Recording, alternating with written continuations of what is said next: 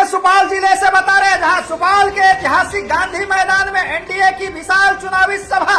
नितिन गडकरी बोले 6 महीने में तैयार होगा सुपौल का आरओबी। सुपौल में विधानसभा चुनाव को लेकर आज गुरुवार को सुपौल के ऐतिहासिक गांधी मैदान में एनडीए प्रत्याशी एवं बिहार सरकार के वरिष्ठ मंत्री विजेंद्र प्रसाद यादव के समर्थन में एक विशाल चुनावी जनसभा का आयोजन किया गया। इस सभा में मुख्य अतिथि के रूप में केंद्रीय सड़क परिवहन एवं राजमार्ग मंत्री नितिन गडकरी और उत्तर प्रदेश सरकार के पूर्व स्वास्थ्य मंत्री एवं प्रयागराज विधायक सिद्धार्थनाथ सिंह शामिल हुए। सभा को संबोधित करते हुए केंद्रीय मंत्री नितिन गडकरी ने सुपौल सहित बिहार के विभिन्न जिलों में चल रहे राष्ट्रीय राजमार्ग निर्माण और अन्य विकासात्मक कार्यों का उल्लेख किया।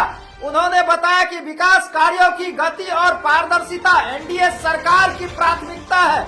गडकरी ने सुपौल के लोहिया नगर चौक पर बन रहे रेलवे ओवरब्रिज के रुके हुए कार्य पर नाराजगी जताते हुए संबंधित विभागीय अधिकारियों को तुरंत कार्य शुरू करने का निर्देश दिया। उन्होंने कहा अब यह आरोपी अगले 6 महीने में बनकर तैयार हो जाएगा। इसके साथ ही उन्होंने सुपौल की वर्षों पुरानी मांग सुपौल के बेरिया मंच से मरौना होते हुए मधुबनी दरभंगा को जोड़ने वाली सड़क व पुल निर्माण योजना को भी स्वीकृति दे दिया है। गडकरी ने घोषणा की कि चुनाव के बाद इस योजना का भूमि पूजन करने वह स्वयं सुपौल आएंगे। सभा गांधी मैदान में लोगों की भीड़ उमड़ी रही। जनसभा के दौरान नितिन गडकरी जिंदाबाद और विजेंद्र यादव जिंदाबाद के नारों से पूरा गांधी मैदान गूंज उठा। कार्यक्रम के अंत में नितिन गडकरी ने लोगों से अपील किया कि वे आगामी 11 नवंबर को होने वाले विधानसभा चुनाव में एनडीए समर्थित जदयू प्रत्याशी विजेंद्र प्रसाद यादव को भारी मतों से विजयी बनाएं, ताकि सुपौल के विकास की गति और तेज हो सके। Bureau report, news 2 nation Bharat, Supaul. जिंदाबाद जिंदाबाद जिंदाबाद जिंदाबाद जिंदाबाद जिंदाबाद जिंदाबाद यही है प्रसाद सुपौल का जो आपने किया। एक केंद्रीय मंत्री हमारे मंत्री जी को मैं अनुरोध करना चाहता हूं, हम लोग के लोकप्रिय सांसद आदरणीय दिलेश्वर साहब से कि आवे और नितिन साहब का स्वागत और अभिनंदन करें। रणधीर भैया आगे छटिए, रणधीर भैया आगे छटिए, आगे से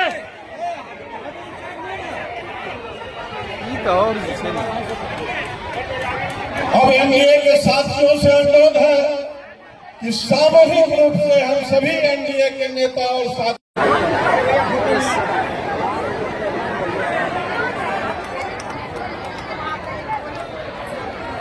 रणधीर भैया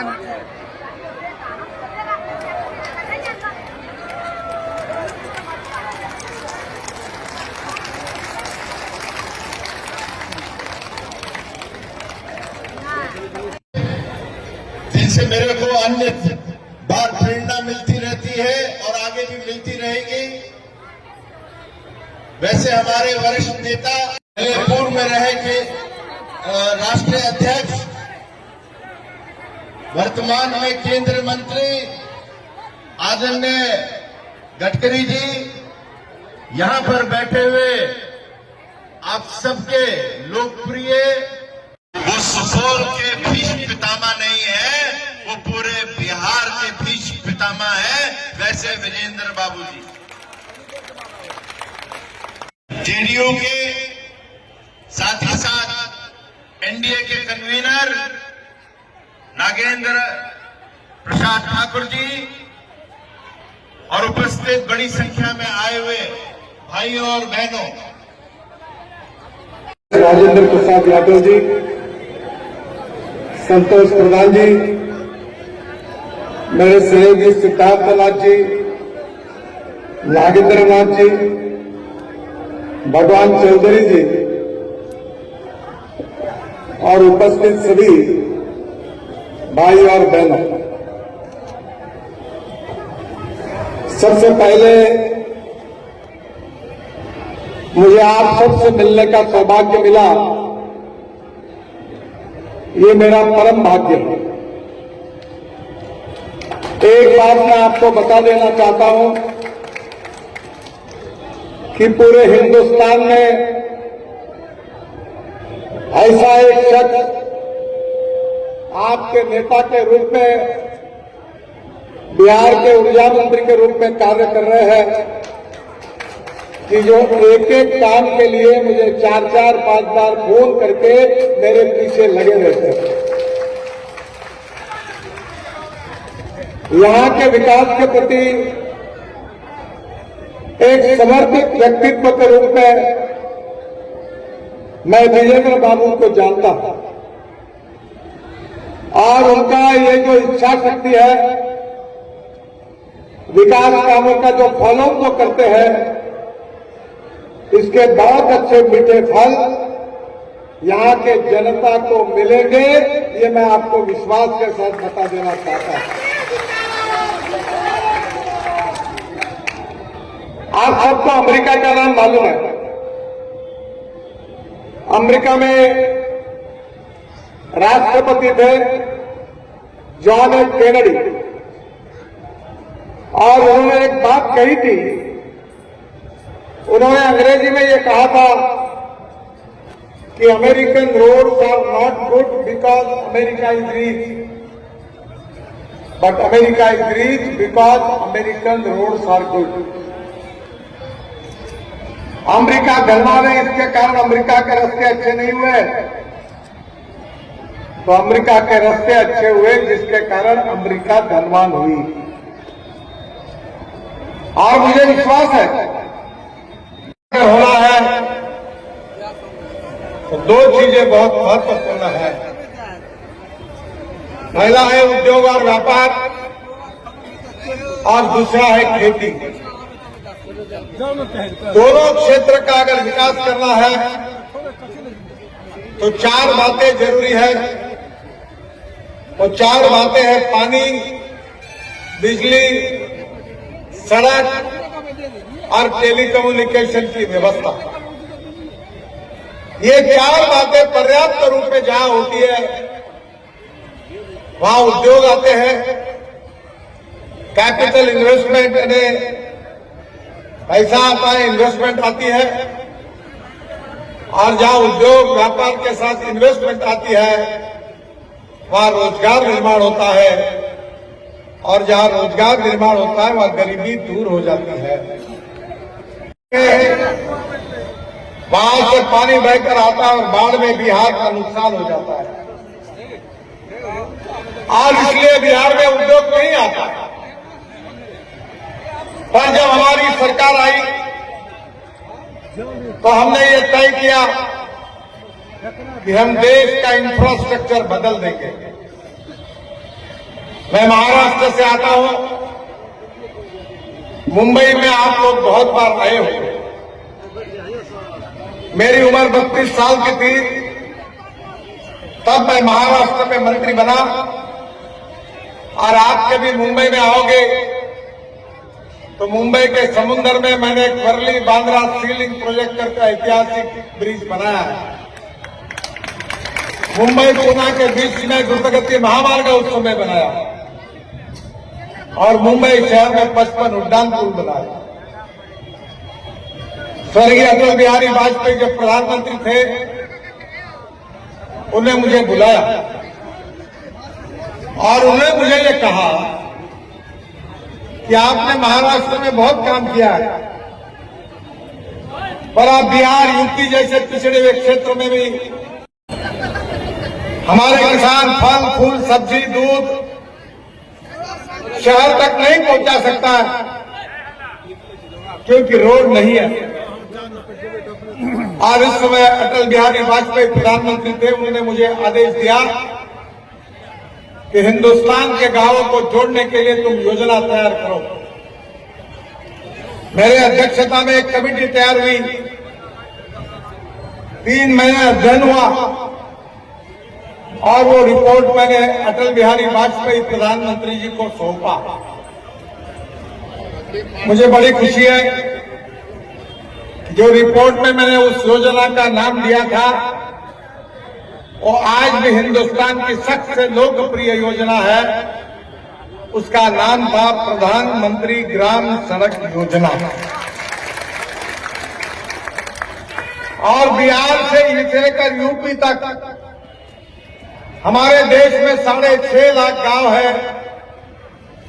अटल बिहारी वाजपेयी जी के कारण 6.5 लाख गांवों में से 4 लाख गांवों को मजबूत रोड से जोड़ने का काम हिंदुस्तान के इतिहास में किसी नेता ने किया है तो उसका नाम अटल बिहारी वाजपेयी है। 5 लाख से ज्यादा किसान इकट्ठा होते हैं। मैं आदरणीय विजेंद्र बाबू को, दिलेश्वर जी को अनुरोध करता हूं कि चुनाव खत्म होने के बाद इस बार उस एग्रो विजन में आइए और उसमें नई टेक्नोलॉजी की चर्चा होती है। आप मेरे ऊपर इसलिए विश्वास रखिए कि मुझे 14 डॉक्टरेट मिली है, डिलीट मिली है, और उसमें से 7 डॉक्टरेट डिलीट जो है वो कृषि विज्ञान पर मिली है। महाराष्ट्र के सभी एग्रीकल्चर यूनिवर्सिटी ने मुझे डॉक्टरेट दी है और इसलिए मैं राजनीतिक नेता करके नहीं पर किसानों में काम करने वाला एक कार्यकर्ता के रूप में आपको आपकी बात बताना चाहता हूं। आप मक्का लगाते, आप याद करिए 1.5 साल पहले मक्के का भाव क्या था? 1200 रुपए क्विंटल था और मक्के की एमएसपी थी वो 1800 रुपए क्विंटल थी। मैं अनेक सालों से मांग कर रहा था कि ब्रोकन राइस से, मक्के से, बाम्बू से हम इथेनॉल बनाएंगे और इथेनॉल ये पेट्रोल डीजल का अल्टरनेटिव है। मैं ट्रांसपोर्ट मंत्री हूं और इस देश में 2004 से अटल बिहारी वाजपेयी जब थे तब से मैं इथेनॉल के लिए प्रयास कर रहा हूं। और आज मुझे खुशी है जब कैबिनेट में मक्के से इथेनॉल बनाने की बात आई तो कुछ अधिकारियों ने कहा कि फूड वर्सेस फ्यूल, ये मक्का जो है वो लोगों का खाने का है, इससे आप फ्यूल कैसे तैयार करेंगे?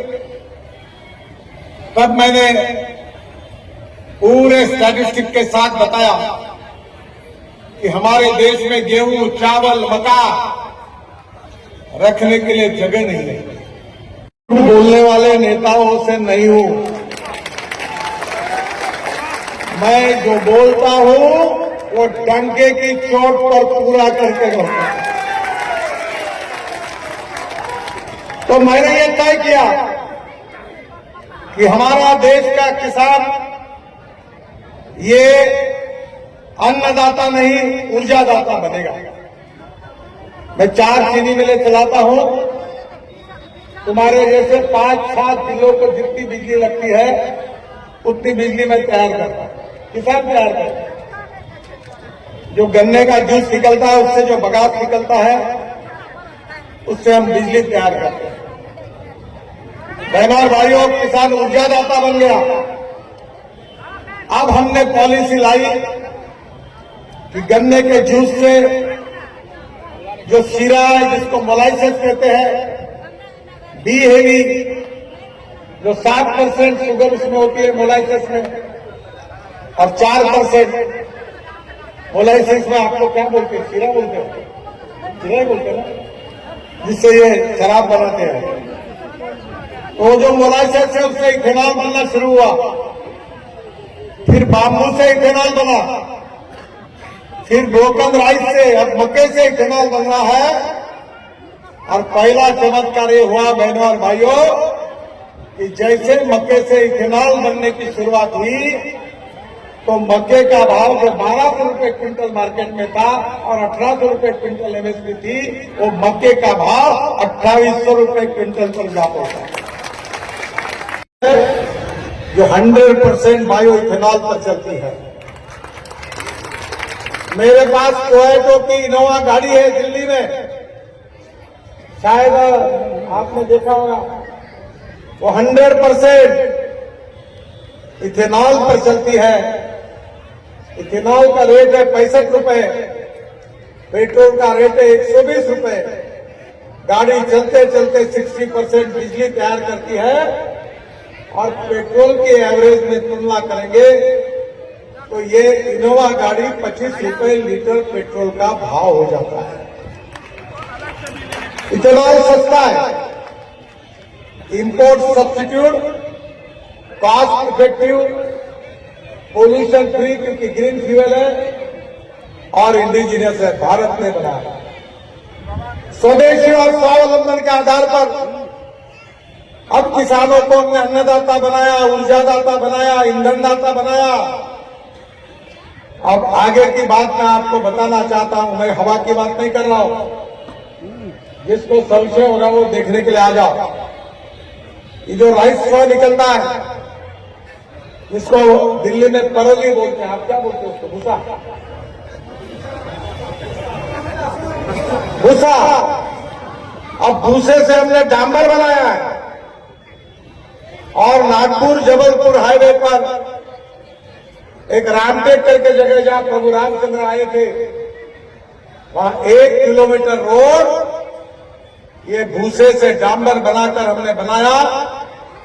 ये सेंट्रल रिसर्च रोड ऑर्गेनाइजेशन और पूना की प्राग इंडस्ट्री दोनों ने बनाया। एनएच का रोड है, राष्ट्रीय महामार्ग है। मैं अभियान मैंने छेड़ा कि मैं पेट्रोल, डीजल और फॉसिल फ्यूल को इस देश से हद्दपार कर दूं। आपके पैसे 22 लाख करोड़ रुपए, 22 लाख करोड़ ये पेट्रोल, डीजल और गैस के आयात करने के लिए देश के बाहर जाते हैं।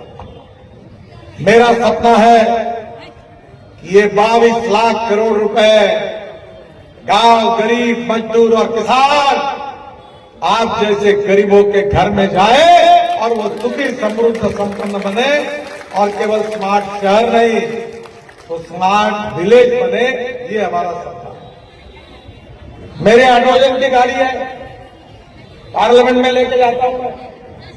जिसको संशय होगा वो आ जाइए।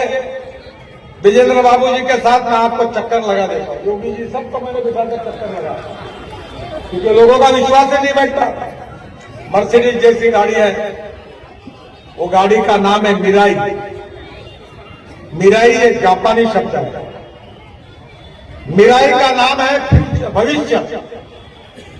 ये भविष्य है और इसलिए हाइड्रोजन पानी से निकलेगा, हाइड्रोजन कचरे से निकलेगा, हाइड्रोजन परली से निकलेगा, भूसा से निकलेगा, कॉटन स्ट्रॉ से निकलेगा और उस हाइड्रोजन पर गाड़ियां चलेंगी। अब यहां तक कहानी नहीं हुई है। विस्तारा कंपनी का जहाज मुंबई से लेकर दिल्ली आया और अब पानीपत में ये जो आपका भूसा है, जो पंजाब और हरियाणा में जला देते हैं, 220 लाख टन, जिसके कारण दिल्ली में प्रदूषण होता है। अब वहां 1 लाख लीटर इथेनॉल, 78,000 टन हवाई ईंधन और 150 टन बायोबिटुमिन पर डे तैयार हो रहा है। अब वो दिन दूर नहीं है कि अब आने वाले समय में हवाई जहाज का ईंधन भी किसान बनाएगा। परिश्रम करने वाला समर्पित नेता यहां से खड़ा है। मैं आज बाकी 3 सभाएं कैंसिल करके मैंने कहा नहीं, मुझे यही चाहिए, यही आया हूं आपसे हाथ जोड़कर प्रार्थना करने के लिए। अब मुझे मालूम है कि मैंने सब बातें कही, उसका काम अटका हुआ था। हेलीकॉप्टर से उतरने से मुझे बताया, तुरंत अधिकारियों को मैंने डांट दिलाई और मैं आपको विश्वास देता हूं वो सारी समस्याएं दूर हो गई है और अगले 6 महीने में इस पुल का काम पूरा होगा। आपकी तकलीफ नहीं होगी।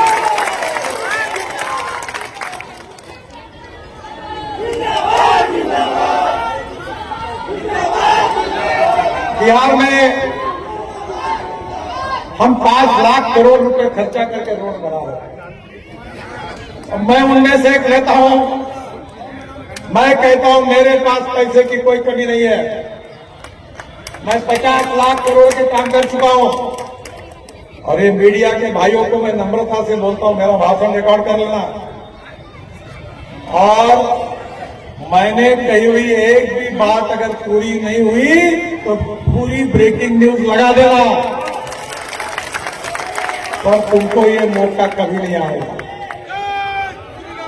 जो बोलूंगा वो मैं करूंगा। आज आदरणीय हमारे नेता विजेंद्र जी के कारण हमने आपके यहां सबसे पहला हाईवे निर्माण पर आपके सुपौल में परसरमा से अररिया का एक ब्राउनफील्ड कॉरिडोर 1550 करोड़ 102 किलोमीटर काम शुरू हुआ है। अप्रैल 2026 तक ये पूरा होगा। और इस मार्ग से सुपौल के लोकप्रिय विधायक आदरणीय मंत्री जी विजेंद्र प्रसाद यादव जी के ही आग्रह के कारण ये कार्य शुरू हुआ। सुपौल, पिपरा, त्रिवेणीगंज, परसरमा में बाईपास बना रहे हम लोग। अंदर का ट्रैफिक का दबाव कम होगा। आबादी वाले क्षेत्रों में 14 बड़े पुल, बड़े जंक्शन, 6 बड़े पुल और 57 छोटे पुलों का निर्माण होगा। और यही कॉरिडोर सहरसा के लोगों को गोरखपुर सिलीगुड़ी एक्सप्रेसवे से कनेक्ट होगा। फिर हम बना रहे गोरखपुर से सिलीगुड़ी 6 लेन एक्सप्रेस हाईवे 573 किलोमीटर। कीमत कितनी है इसकी मालूम है आपको? 40,000 करोड़। बिहार में 28,000 करोड़ रुपए से 416 किलोमीटर का काम होगा।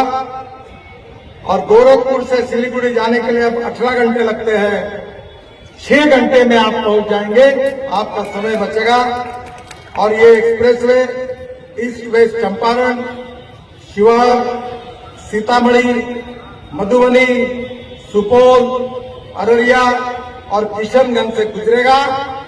और 2025 में अप्रैल के बाद लैंड एक्विजिशन पूरा होने के बाद टेंडर निकालकर इस कार्य का शुभारंभ होगा, जिसकी कीमत 40,000 करोड़ है। 142 किलोमीटर ये भी 2027 तक पूरा होगा। सुपौल के लोगों को अभी किशनपुर और सरायगढ़ से घूमकर मधुबनी जाना पड़ता है। और सुपौल में 10 किलोमीटर लंबा कोसी ब्रिज दिसंबर 2026 तक बन जाएगा। और इससे सुपौल से मधुबनी का डिस्टेंस 30 किलोमीटर कम हो जाएगा और जाने आने में करीब आधा घंटा कम लगेगा। बेनीपट्टी 36,000 करोड़ का रोड बना रहे हैं, 585 किलोमीटर। ये भी 225 अप्रैल में शुरू होगा। बिहार में 26 करोड़ की लागत, 26,000 करोड़ की लागत से 400 किलोमीटर एक्सप्रेसवे बनेगा। और रक्सौल से हल्दिया जाने को जो 20 घंटे लगते थे वो 8 घंटे में हो जाएगा। पूर्व चंपारण, शिवहर, सीतामढ़ी, मुजफ्फरपुर, समस्तीपुर, बेगूसराय, लखीसराय, मुंगेर और बांका से होकर गुजरेगा। एक्सप्रेसवे मुजफ्फरपुर को पूर्वी भारत का महत्वपूर्ण आर्थिक हब बनाने में महत्वपूर्ण भूमिका निभाएगा। फिर दूसरा महत्वपूर्ण बड़ा रोड है वाराणसी कोलकाता 30,000 करोड़ 6 लेन कॉरिडोर 620 किलोमीटर। ये भी अप्रैल के बाद अगले साल अवार्ड हो जाएगा। बिहार में 11,000 करोड़ की लागत से 175 किलोमीटर एक्सप्रेसवे बिहार में। फिर पटना क्या आप आदरणीय यादव जी आप भी आइए, मैं इसमें से कोई ना कोई मार्ग निकालकर इसको करने की पूरी कोशिश करूंगा। ये वचन मैं आपको दूंगा।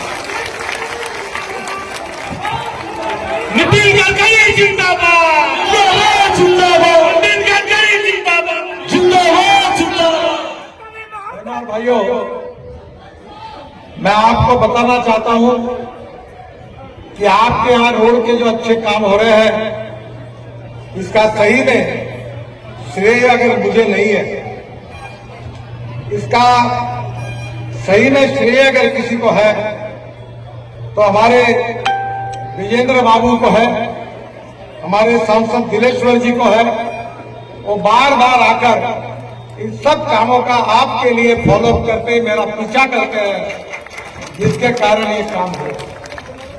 और इसलिए मैं आपसे अनुरोध करता हूं कि यहां का विकास करने की ताकत, विजन और ईमानदारी से काम करने की क्षमता अगर किसी प्रत्याशी में है तो उसका नाम विजेंद्र बाबू है।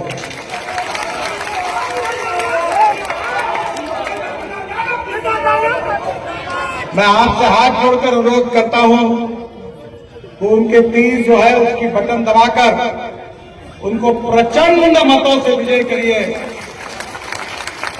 और मैं फिर से एक बार चुनाव के बाद हमारी सरकार बनेगी एनडीए की, और फिर से एक बार ये जो कार्य की घोषणा मैंने की, इसके भूमि पूजन करने के लिए मैं इस भूमि पर फिर से आऊंगा।